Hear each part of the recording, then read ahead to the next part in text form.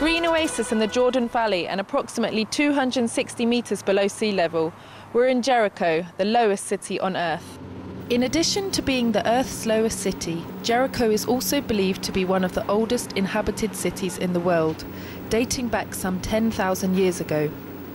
It is home to the infamous es-Sultan mentioned in ancient historical and biblical sources and is the most excavated site in the region after Jerusalem. The biblical Jericho and the traditional site and what the archaeologists tell us was here and such is terribly intriguing to pilgrims who come here to see the site and to understand it. It's very important for us to understand its relationship to the Bible and what archaeology can tell us about that.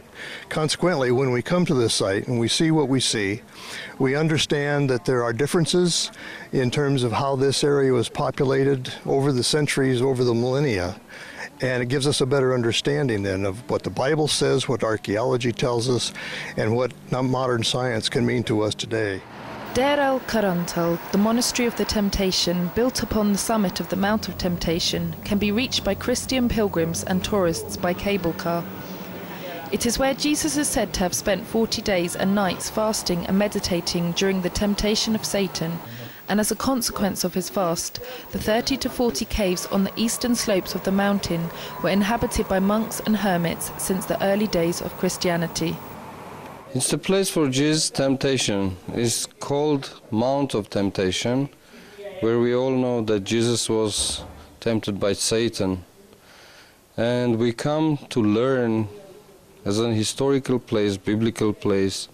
We come to kind of be in physical theology, to see the Bible in its reality, in its history, historical dimension, and also try to learn from the example of Jesus. It's very important for every Christian.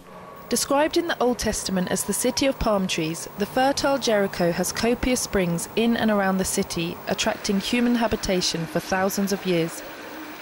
al-Sultan, considered the most important of all springs with its abundant waters, was called by this name because the Babylonians put out the eyes of the ousted king of Jerusalem here. Home also to the sycamore tree in which a man named Zacchaeus supposedly climbed to view Jesus passing, Jericho is clearly a tourist-oriented city.